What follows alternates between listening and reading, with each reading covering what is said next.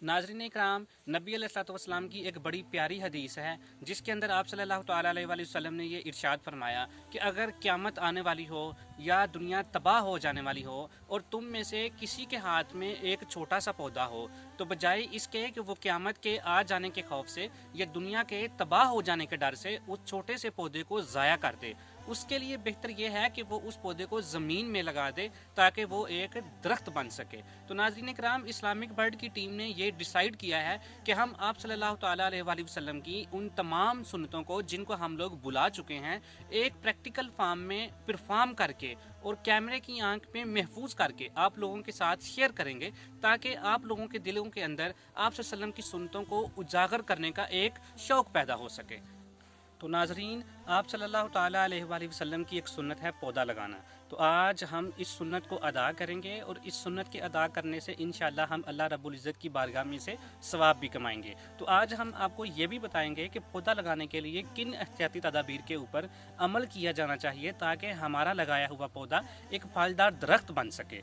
तो नाजरीन, पौधा लगाने के लिए सबसे ज़्यादा दो मेन चीज़ों के ऊपर फोकस किया जाता है। सबसे पहले तो ये देखा जाता है कि मौसम कौन सा है। हमेशा हमें मौसम के लिहाज से पौधा सेलेक्ट करना चाहिए। अगर हम सर्दियों में बैठे हैं और हम कोई ऐसा पौधा लगाना शुरू कर दें जिसको उगने के लिए गर्म मौसम की ज़रूरत होती है, तो ये कभी भी नहीं होगा कि गर्मियों में उगने वाला पौधा हम सर्दियों में लगा सकें। इसी तरह अगर हम गर्मियों में बैठे हैं और हम एक ऐसा पौधा लगा दें जिसको उगने के लिए सर्द मौसम की ज़रूरत है, तो ऐसा भी कभी भी नहीं होगा कि हम गर्मियों में ऐसा पौधा लगा सके जो कि सर्दियों में उगना चाहिए। तो हमारे लिए सबसे मुश्किल फैसला सबसे पहले ये तलाश करना था कि इन सर्दियों में, क्योंकि हम दिसंबर में बैठे हैं सर्द मौसम के अंदर, हम कौन सा पौधा लगाएं। तो इस्लामिक बर्ड की टीम ने काफ़ी सर्च के बाद ये देखा कि इस मौसम के अंदर हम एक फलदार पौधा अंगूर का लगा सकते हैं। तो आज हम आपको अंगूर का पौधा लगा के दिखाएंगे। दूसरी मेन चीज़ जो पौधा लगाने में देखी जाती है वो मिट्टी की सिलेक्शन होती है। ये देखा जाता है कि कौन सी मिट्टी ऐसी है जिसके अंदर बहुत ज़्यादा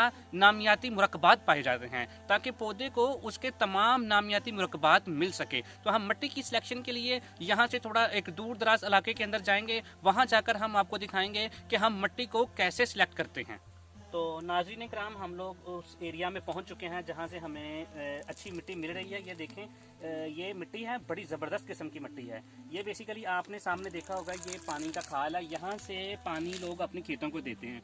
तो ये मिट्टी इसी खाल में से निकाली जाती है। इस मिट्टी को उर्फ़े आम में हम लोग बल की मिट्टी कहते हैं। ये मिट्टी पौधा लगाने के लिए बड़ी बेहतरीन मिट्टी होती है। पौधा इसके अंदर बड़ी अच्छी तरीके से नशोनुमा पाता है और बड़े अच्छे तरीके से बढ़ता है। तो इस वक्त हम लोग बिल्कुल मिट्टी लेके वापस आ चुके हैं। तो अब हम पौधा लगाने वाले हैं। तो ये देखेंगे, हमारे पास अंगूर का पौधा है। इसको आज हमने इंशाल्लाह प्लांट करना है और अल्लाह ताला से दुआ करनी है कि अल्लाह ताला इसको एक मुकम्मल फलदार पौधा बना दे। तो चलिए आगे चलते हैं।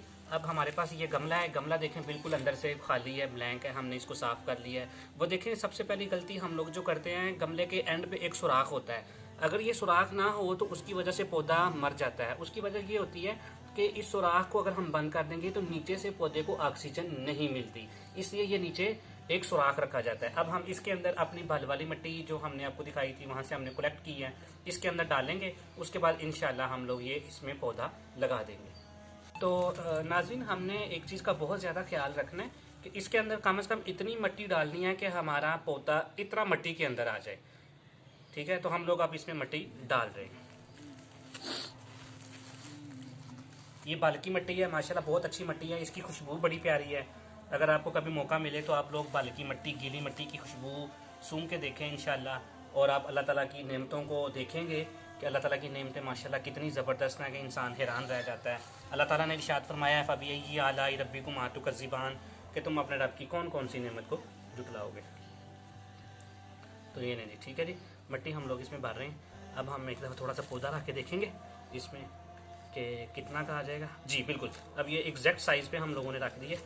तो अब हम इसमें इसके ऊपर मिट्टी डालनी शुरू कर देंगे इंशाल्लाह। एक चीज़ का बहुत ज़्यादा ख्याल रखना है, वो ये है कि मिट्टी इसमें नरम होनी चाहिए, क्योंकि अगर मिट्टी सख्त होगी या इसमें ईंट या सख्त पत्थर वगैरह होंगे तो जड़ों के लिए आगे बढ़ना मुश्किल हो जाता है। तो कोशिश करें कि मिट्टी नरम से नरम हो ताकि जड़ आसानी से नीचे की तरफ बढ़ सके। बिस्मिल्लाह।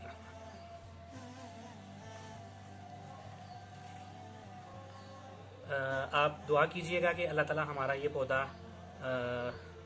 फाइनल स्टेज तक ले जाएं और ताकि इसके फल से हम लोग बहरामंद हो सकें, फ़ायदा उठा सकें। तो ये देखें नाज़रीन, पौधा तकरीबन उतना हमने इसको मिट्टी में डाल दिया। अब थोड़ी सी मिट्टी और डालेंगे, अभी थोड़ी सी स्पेस हमने इसमें छोड़नी है ताकि हम इसमें थोड़ी बहुत गोबर खाद भी डाल सकें।